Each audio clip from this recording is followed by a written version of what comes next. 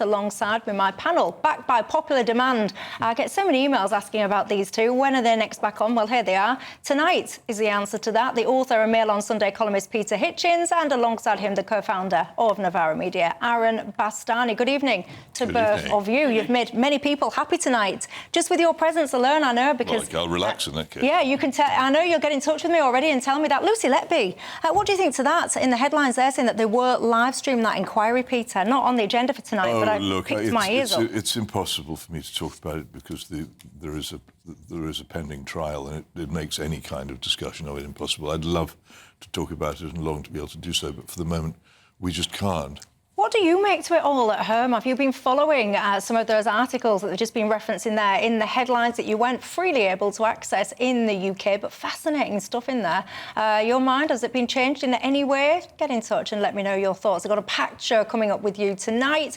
I want to talk, of course, all about the goings-on and the campaigning. I want to look at the situation in Rafah as well, protests here in London, which resulted in police officers getting injured last night. Also, the latest policies out of the hats. We've got NHS stuff, extra strikes there. We've got apprenticeships. It's all going on. We've only got 36 days to the general election. If, quite frankly, you've had better things to do today than follow the twists and turns of the campaigning, worry not, because we will be bringing you up to speed, and it is about you as well tonight. So get in touch all the usual ways. You can email gbviews@gbnews.com. You can go on Twitter or X and get me there, or, of course, you can go onto the website gbnews.com/yoursay and have a chat amongst yourself, and, of course, to me too, wherever you are. You're very welcome tonight. But let's get straight into all of the campaigns going on, shall we? Let's cross live to our political correspondent, Olivia Utley. Good evening to you. Olivia, what have we been missing today?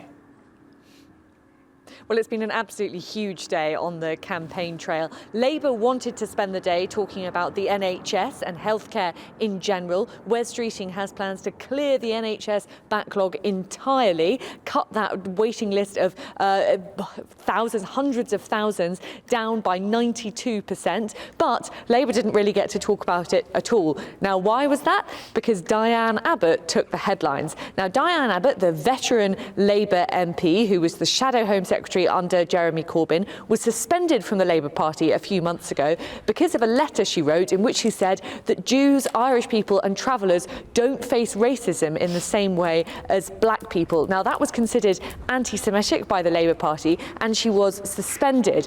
Rumour had it that the deal, the behind-the-scenes deal between Keir Starmer and Diane Abbott was that she could have the party whip restored if she then stood down and decided not to stand at the next election. She's now in her 70s, so that wouldn't be unusual at all. What happened in recent days is that it seemed to emerge that Keir Starmer had actually banned Diane Abbott from standing. That robbed her of the dignified exit which she apparently wanted. But then, that's what Diane Abbott herself said, but then the waters were muddied again today when Keir Starmer said that Diane Abbott had not been banned from standing at all. It's all very confusing at the moment, and it isn't clear at all whether Diane Abbott will be allowed to stand for her Hackney constituency. Either way, in the long run, it doesn't seem like it's going to be too difficult for Labour, because Diane Abbott has already said that she will be campaigning for the Labour Party, and it doesn't sound like she's going to be kicking up too much of a fuss. Meanwhile, on the Conservative campaign trail, the Prime Minister has been talking about apprenticeships. He wants to expand the number of apprenticeships, and to do so, he wants to cut down on what's called Mickey Mouse degrees, what he's calling Mickey Mouse degrees. Now, those degrees are, degrees which graduates end up in worse jobs than they would have ended up in if they hadn't gone to university at all. But when pressed, Rishi Sunak was unable to name a single Mickey Mouse degree or name anyone who had done one. So that sort of put that policy on the back foot a little bit. The Conservatives, as you said in the headlines there, Michelle, have been pulling policies out of the hat like rabbits. Labour, meanwhile, have been pretty quiet. Today was their first big announcement about the NHS, but it very, very much got clouded over, waters totally muddied by this complicated and quite difficult Diane Abbott story. It certainly did. Olivia Utley, thank you for that update. Now, one of the tweets that caught my eye, Aaron Bastani, about the Diane Abbott situation was yours. Oh. In case you don't follow, if you're not a tweeter or an Xer, let's look at what he said. Aaron Bastani was quoting Keir Starmer and basically said, a bigger liar than Johnson and Blair is about to become the Prime Minister. Why?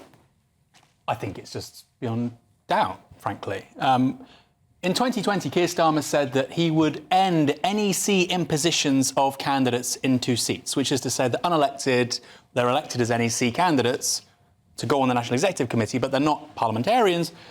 They would not determine who candidates would be in seats. Members would. Fast forward to 2024. Not only is the NEC imposing candidates, the NEC members are the candidates. So apparently 4 members of Labour's NEC are going to be parliamentary candidates. Again, the NEC chooses those candidates. There's something of a conflict of interest there. On Starmer in particular, this gentleman, and I use that word guardedly, said that he was sticking broadly to his 10 pledges. Even yesterday, speaking to Beth Rigby, he said most of them are still there. Of those 10 pledges, I think at a push, you could say maybe 1 is still there. I think this man is the most mendacious, deceitful person we've seen at the elite level of British politics ever. And he's not even in Downing Street yet. At least with Blair, it took a couple of years to get going. So I think we are seeing a whole new level of lying and deceit in British politics with Keir Starmer, if and when he becomes Prime Minister. I wondered if you were talking about, because he was saying, wasn't he, Keir Starmer, not that long ago about Diane Abbott, that no decisions had been made, the investigation was still ongoing. Well, there's claims now that actually, apparently that investigation had wrapped up quite some time ago. She's been on some anti-Semitism training and all the rest of it. I don't know if he was referring to that. I'm referring to all of it, Michelle. You know, the thing is, my baby girl, she's 7 months old now, you know, she turns over, she sleeps, and it's not the end of the world because she can breathe. You know, breathing comes quite naturally to human beings. Lying comes quite naturally to Keir Starmer. And the thing is, he said, like you say with regards to Diane Abbott, I think as recently as last Friday, there's still a process, it's not been completed. The process had completed last year. So he was lying to Beth Rigby, he was lying about Diane Abbott. Today, we've just had news out that Lloyd Russell-Moyle is now being administratively suspended, who's the Brighton Kemp Town MP for Labour. This man and the people around him really lie to an extent, which I think really your viewers out there, people listening, might think, well, all politicians lie. No, this is something quite new, actually. Obviously, Keir Starmer's not here to defend himself. He would, I'm sure, say that he's not the biggest liar at elite level of politics. Just got to get that out there. Peter Hitchens, what do you make of it all? This is called triangulation. It's a very clever trick by which, this is the simplest way of explaining it, you pretend to be right-wing by attacking somebody on the left. You attack somebody and therefore you differentiate yourself from them. Keir Starmer is a man very much of the left. He doesn't want people to understand this, particularly during the election.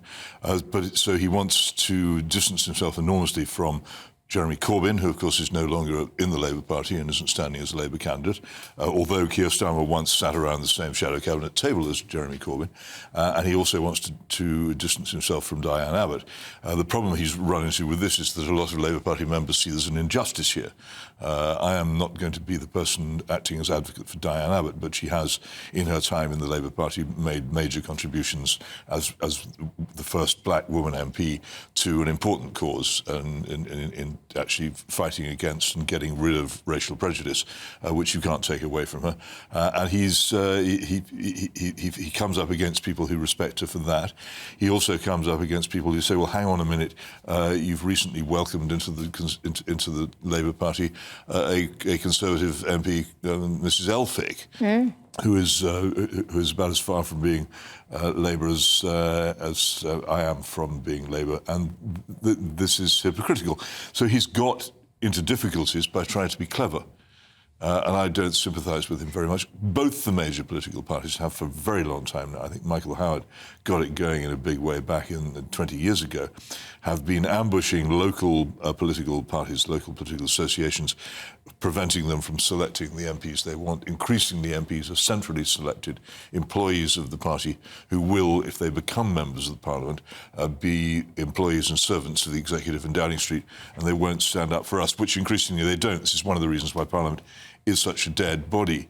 But fundamentally, what Keir Starmer is about is pretending to be something he's not, and by trying to be tough with people who the public think are the ultra-left. He himself, as I say, is a man very much of the left. I've written about this and gone into the details of his past, a past which, to his credit, he has not denied. So the candidate selection deadline for Labour is the 4th of June. Do you think Diane Abbott should be able to stand as a Labour candidate? Well, I think it's up to her. It ought to be up to her whether she wishes to stand, as she is apparently now restored to the Labour Party, and up to her constituency Labour Party as to whether they want to select her. That is the rule. I don't think that should be blocked by any kind of outside force. Do you think she should be able to stand as a Labour candidate? Most certainly. Bear in mind, look, this is a seat with, I think, a 35,000 majority. It's a massive majority. And if we are to call ourselves a democracy with a two-party system, there are very few options for people to actually participate in the democracy of safe seats if you don't allow members to participate in selection. And I'm actually worried with Labour. I think Diane Abbott's the cutting edge of this, but I disagree with what Peter said there because, look, Lloyd Russell-Moore, nobody's heard of that guy, right? He's not synonymous with the 2019 general election. They're getting rid of him because they want a favourable apparatchik to have another safe seat in Brighton Kemp Town. And I don't think Starmer's on the left. You think he is. That's fine. We can disagree. I know he is. Well, but it's possible to be on the left. I don't think he is. I know he is. My point is this. It's possible to be on the left and a liar. I can agree with you on that. we can agree or disagree about ideology. The man lies compulsively. He was talking to Beth Rigby, as I said, on Sky. She said, you've not kept your 10 pledges. Are you just saying that, though, because you have an issue with him? Because obviously you were on the side of the fence of more the Corbynistas. Sure. Keir Starmer's essentially worked very hard to purge the Labour Party of that and reinvent the Labour Party in lots of ways. So have you just got sour grapes? No, when he won the leadership, I said, he's running on a really interesting platform. Pluralism, wants to bring people together, be a unifier, wants to change the culture of the Labour Party, which was a disaster under Corbyn, not because of Jeremy Corbyn. It's been a disaster for a very long time, the Labour Party's culture. I don't like him because he constantly deceives people. He constantly lies. Beth Rigby said... Did you like him when he was supporting Jeremy Corbyn? I've never really liked him because Pete says he's on the left. I think he's a city liberal, and I don't really think he believes in very much that he says. Now he supports HS2. In 2015, he opposed HS2. I don't think he believes in very much. And I think, sadly, we don't have many people in British politics who believe in very much. These are superstructure, icing on the cake issues. His fundamental direction as a person has been, since he was in his late 20s, making his way in the legal profession, has been as a man of the very dogmatic left, the red-green Pabloite left, which he served very loyally, and that is where he is. And he's said publicly in his famous interview with the New Statesman that he is not broken with those positions, and he's still very much the person he was then. I think this has to be understood. This is a new Blair government in the making. We're going to have, if he wins the election, which is by no means certain, by the way, but if he does win the election, we're going to have a government as vigorously, actively, radically reforming and revolutionary as the Blair government was in its first 18 months. And a lot of things which it is going to do, we don't know. We didn't know the Blair government. It's easy examples. We didn't know the Blair government was going to appoint Alistair Campbell to order civil servants about that he wasn't elected to anything. A huge constitutional change. We didn't know about Bank of England independence, and we didn't know about Gordon Brown's raid on private pensions. Huge policy decisions already taken before Labour came into office in '97. What is it about this government? We don't know. Lots. Well, there you go. What do you think? One of my viewers, Ian, says you want Diana back and you want her as Chancellor of the Exchequer. You're saying she couldn't do a worse job than what we currently have now. Harsh words, Ian. Get in touch and let me know your thoughts.